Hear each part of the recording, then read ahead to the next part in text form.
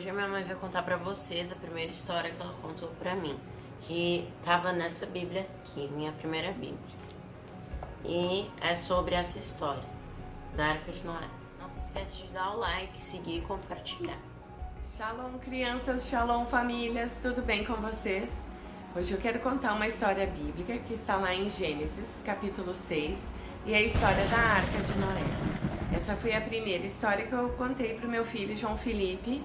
Inclusive eu deixei ali em cima as duas primeiras arcas, né, que ele teve. A primeira colorida ele ganhou no aniversário de 1 aninho dele, da Dinda. E a outra arca, que ele, quando ele já era maiorzinho, né, ele ganhou aquela arca marrom. E é uma história assim que mexe muito, né, com as crianças, porque fala do recomeço, né, do recomeço que Deus fez, né, na vida da terra, na vida de Noé, na vida dos inocentes, né, dos animais inocentes. Então é uma história de salvação e de recomeço. Vem comigo então. O livro de Gênesis foi escrito por Moisés, em revelação, né, pela parte de Deus. E ele teve acesso a todas aquelas informações da história que tinha acontecido antes dele, né? E em Gênesis capítulo 6, Deus faz Moisés deixar bem claro que a população que habitava na terra estava muito envolvida, né? Distorcido o seu DNA com a identidade do maligno, né? Devido à rebelião, à quebra de princípios, né? Da relação, do envolvimento da relação com Deus, eles foram se envolvendo com o mal, e desse mal surgiu uma população violenta e cruel, né? Então Deus olhava, a Bíblia conta, né, ali no capítulo 6 de Gênesis, que Deus olhava aquilo e ficava com o coração pesado, né? Então Deus resolveu destruir tudo aquilo que ele criou. Eu acredito, né, que naquele tempo as pessoas eram muito cruéis mesmo, mas não acho que seja muito diferente dos dias de hoje, né? Porque a gente liga o jornal, assim, eu nem gosto muito de ver jornal.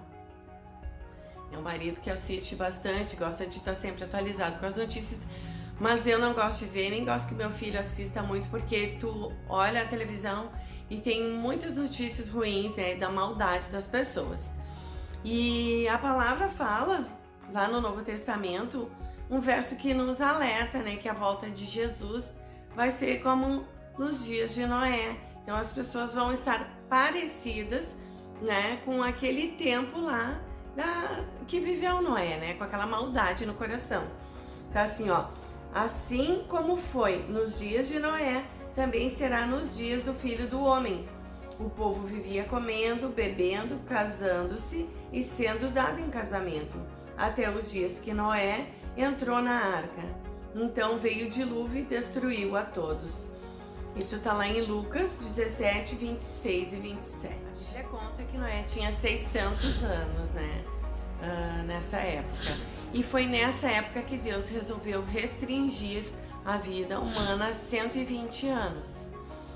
Então, pior é saber, né, que todos os inocentes, né, toda a natureza que estava debaixo desse governo do homem teve que pagar um preço, né? Um preço, viver esse período da destruição pelo dilúvio, né? Por causa da maldade das pessoas. A Bíblia fala que Noé achou graça diante do Senhor. Eu fico imaginando o que será que faz uma pessoa achar graça diante do Senhor, né? Eu acredito que normalmente essa pessoa não deve fazer coisas que deixam o Senhor triste, né? Como todo aquele resto daquelas pessoas que tinha essa mistura com o mal, né? Eu acredito que Noé não era perfeito, com certeza não era. Mas Noé eu acredito que Noé era um cara que tinha temor, Eu acredito que Noé, né? Esse é o Noé da minha imaginação, tá? O Noé que era calmo, eu acho que ele era um cara calmo, eu acho que ele era um cara amoroso, ele era cuidador da natureza. Eu acho que Noé cuidava bem da sua família, né? Noé tinha 3 filhos, Sem, Cã e Jafé, né? Então esses foram os pais, né, dos continentes, das nações, né? Tem até assim estudiosos que dizem, né, para onde cada um viveu, migrou, né, onde iniciou, né, a população de determinadas regiões. E eu acredito que Noé era assim. Acho que Noé se esforçava para não deixar Deus com o coração pesado e entristecido. Então eu acredito que Noé andava na contramão, né, daquela população que fazia muitas coisas que deixavam o Senhor, né, o Criador, com o coração pesado. Então o Criador chamou Noé para uma conversa, né, e resolveu explicar para ele os planos que ele tinha em mente. Então o Criador resolveu mostrar para Noé o primeiro projeto naval para o primeiro marinheiro da Terra. Eu fico imaginando Noé fazendo toda uma construção, assim, um mapa mental, né, dos detalhes que Deus tinha, né, dessa tarefa super importante para a vida de Noé e sua família. Ele teria que fazer, né, nesse projeto naval, ele teria que fazer uma arca com uma madeira específica, cipreste. O revestimento interno e externo da arca teria que ser de betume, né? Betume é uma resina, né, tirada das árvores, fica tipo uma cola, assim, um piche, uma coisa preta que ia fazer uma vedação daquele navio, né? E a arca teria que ter medidas, né? 300 côvados de comprimento, 50 côvados de largura e 30 côvados de altura. Um côvado era aproximadamente 44,4 centímetros, ou seja, então a arca tinha aproximadamente 133,2 metros de comprimento, 22,2 metros de largura e 13,32 metros de altura. Ela teria que ter 3 pavimentos, né? E com um vão, né? Com um vão nessa parte superior. E ela teria que ter uma abertura, né? Uma porta lateral. Então, Deus deixa muito claro ali no verso 17 que ia enviar chuva, né? Ia enviar um dilúvio. Só que um grande detalhe, até então não tinha caído uma gota ainda do céu.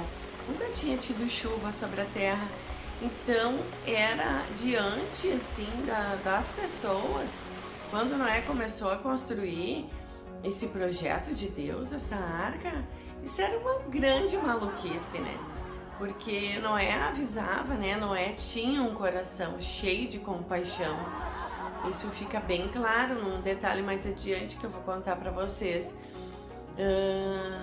Mas eu acredito que Noé tentava alertar as pessoas para o arrependimento, tentava falar, acordar as pessoas espiritualmente, né? E avisando que ia enviar o dilúvio. Só que as pessoas nunca tinham ouvido falar de chuva, nunca tinha caído água do céu, elas nem imaginavam como é que era, assim, né? Uma chuva, muito menos um dilúvio, né? Então elas não acreditavam em todos os alertas que Noé deixou bem claro. Deus avisa para Noé que tudo ia perecer, tudo que tinha fôlego de vida ia perecer. Isso é muito triste, né? Essa acho que é a pior parte, saber que os inocentes iam morrer, né? Por causa do pecado dos que não eram inocentes, né? Que muitas vezes as pessoas agiam assim, com o coração cheio de maldade mesmo. E no verso 18, a Bíblia conta que Deus fez uma aliança com Noé. O que é uma aliança? Uma aliança é um comprometimento, né? Deus estava fazendo uma aliança ali com ele, com aquele servo fiel, né, a Deus, de que ia trazer salvação, né, para ele, para a casa dele e para um casal de cada animal, de cada espécie, né? Então Noé tinha também a tarefa de trazer para dentro daquela arca um casal de cada animal. Então, um casal de elefante, um casal de girafa, um casal de leões, um casal de tigres, um casal de gatos, um casal de todos os animais, de répteis, né? Então, de cobra, de crocodilo, de sapo, de aves, né? As aves também, o Senhor manda, né, colocar os animais que voam. E os únicos animais que não entraram na arca foram os animais que viviam nas águas, né? Os animais aquáticos. Mas os animais que viviam nos céus, os que voam, e os animais terrestres, Noé tinha que separar um casal de cada animal.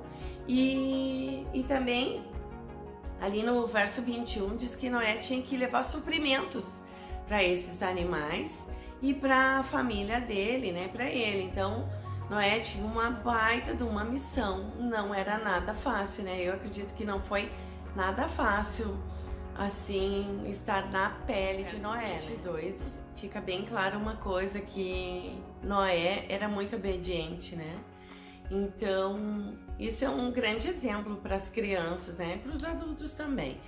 Mas Noé é um herói da fé que eu admiro muito e sempre ensinei para o meu filho, né? Que Noé era um cara muito obediente, porque se a gente se colocar assim na situação de Noé, e ele estava sozinho contra toda aquela população, né? E Deus deu uma orientação para ele também, que os animais impuros, né, aqueles animais que não era permitido assim se alimentar, até porque assim, ó, até então, até a história da Arca de Noé, as pessoas só se alimentavam de vegetais, né?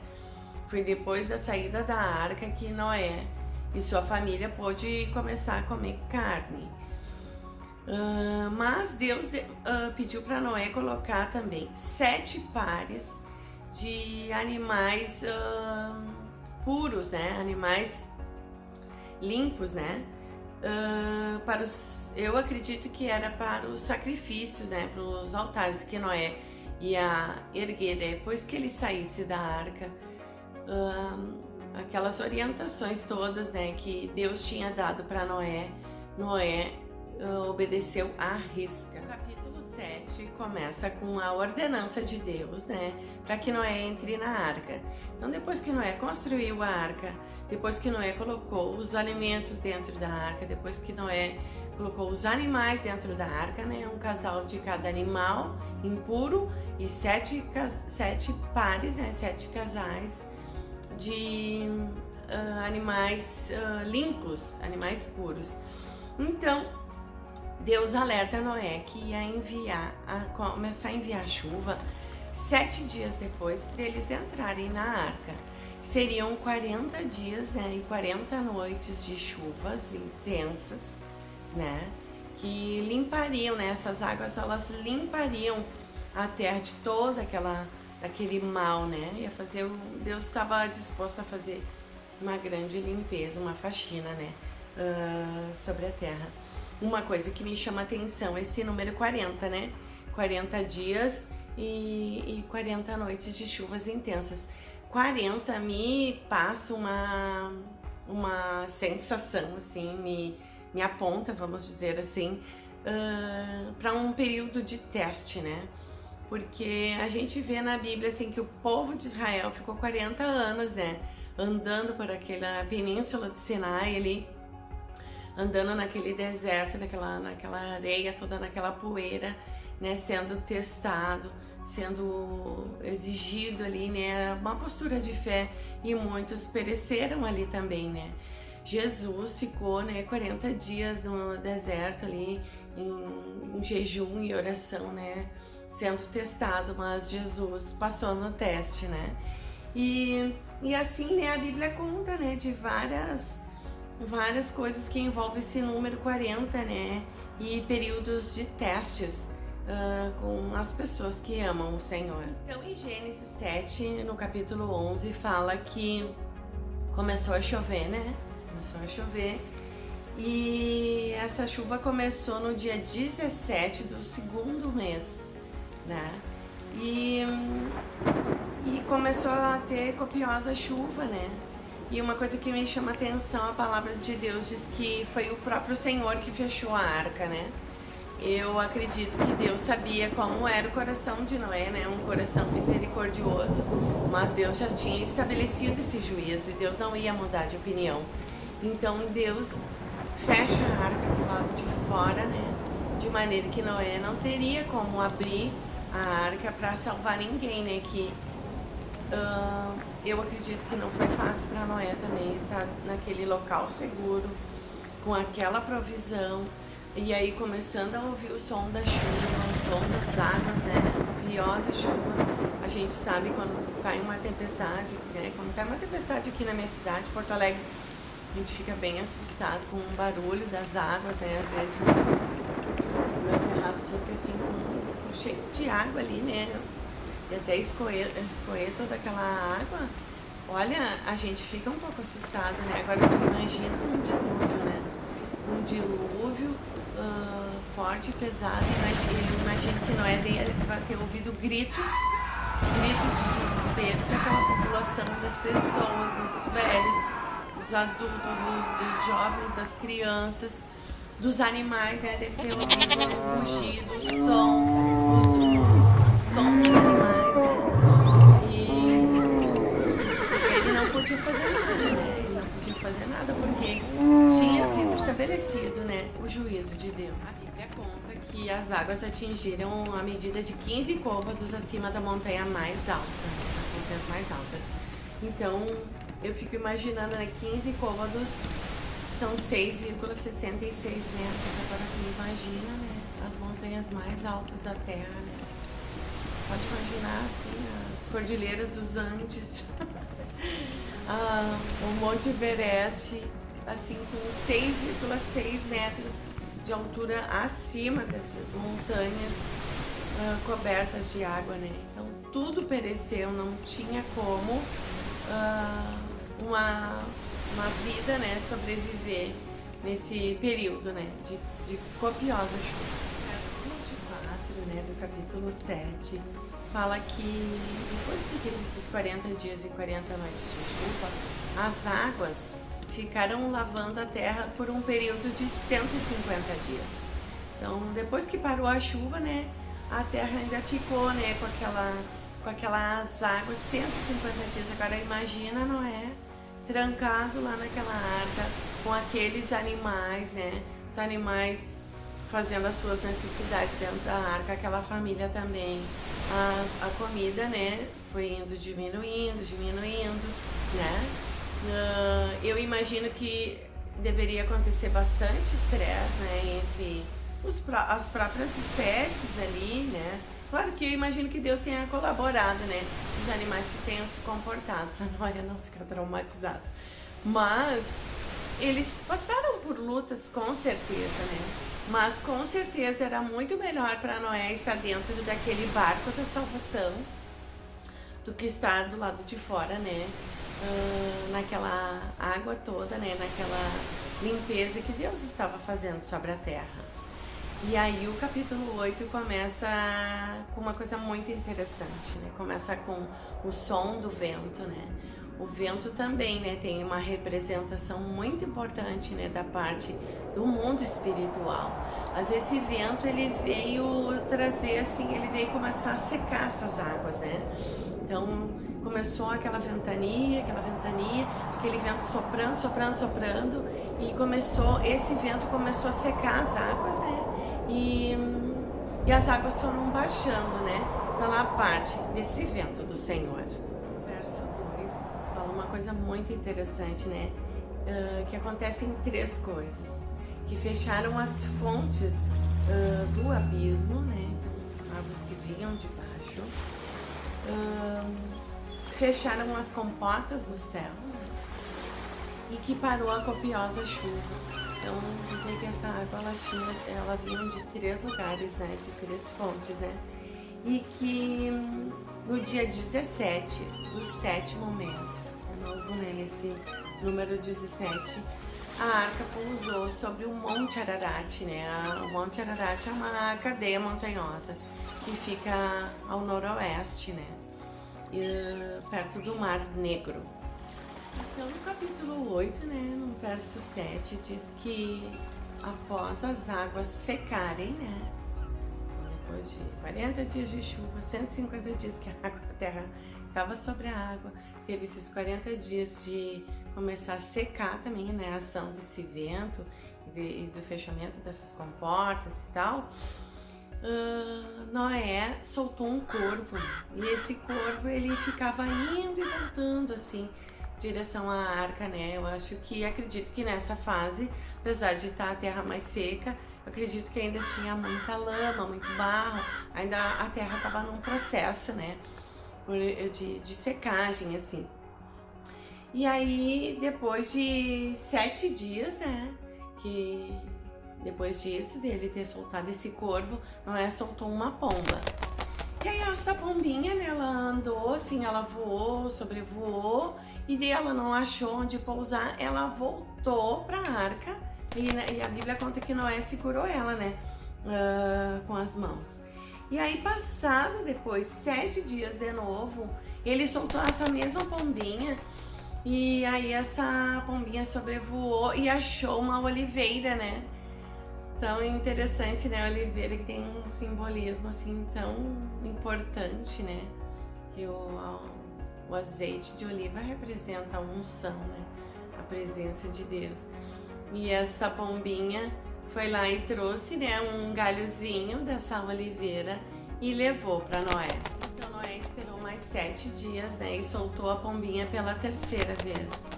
E aí a pombinha saiu da arca e não voltou mais, né?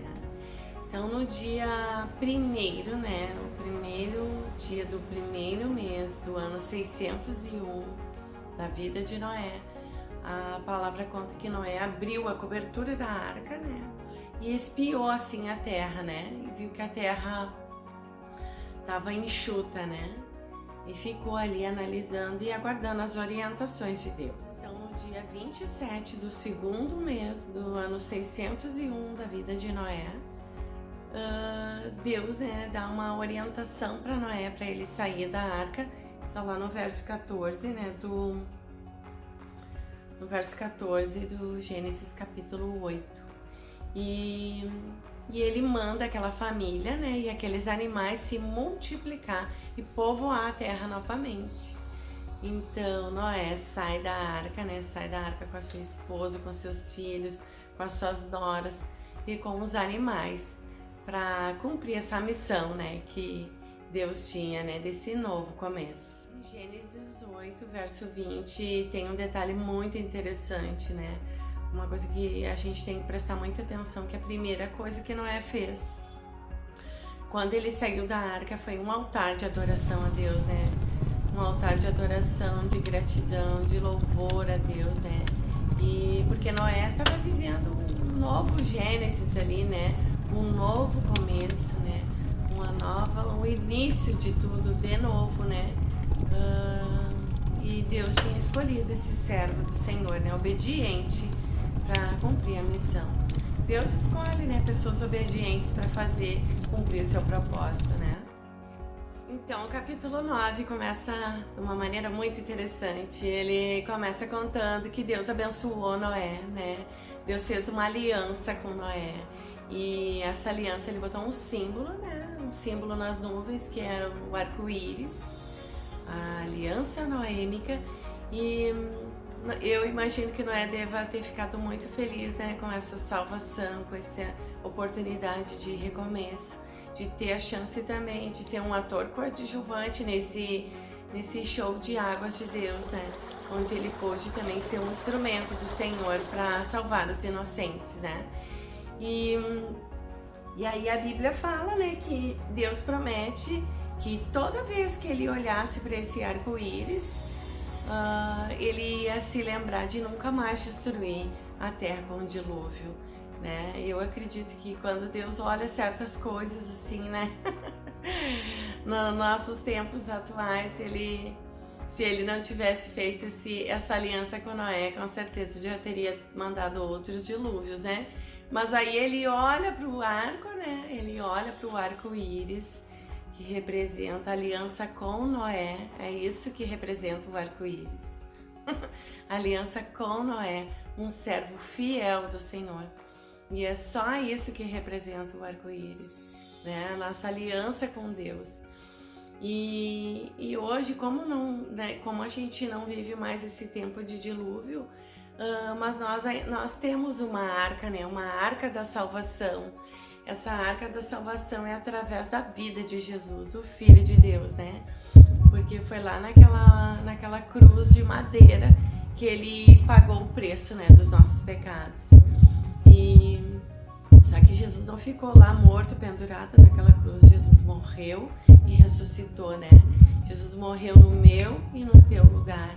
Então, todo aquele que crê, né, nessa aliança que Deus fez com as pessoas, né, através do sangue do seu Filho, Jesus Cristo, também tem direito a essa arca da salvação, essa arca espiritual da salvação. Se tu ainda não conhece Jesus como Senhor e Salvador da tua vida, declara aí do fundo do teu coração: Jesus, eu creio que tu morreu na cruz pelo meu pecado, eu sou um pecador, não sou digno da presença de Deus, mas pelo teu sacrifício naquela cruz, pelo teu sacrifício e ressurreição, me aceita como teu servo, me aceita como teu seguidor. Quero seguir os teus passos, Jesus. Quero te amar com toda a força do meu coração.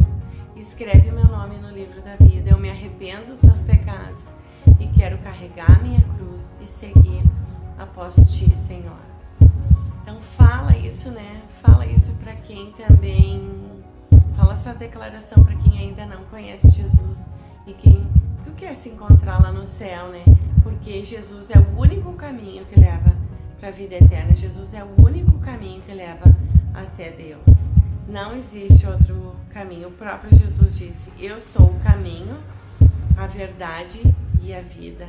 E ninguém vem ao Pai se não for por mim. Então tá, se tu gostou do vídeo, não esquece de deixar teu like, compartilhar, né? Deixa teu comentário aí.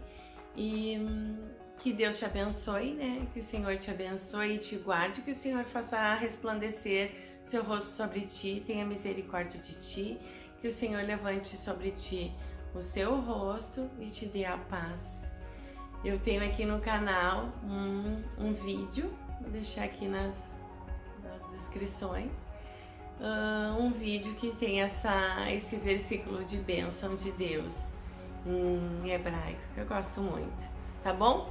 Um beijo no teu coração e até o próximo vídeo. Tchau, tchau!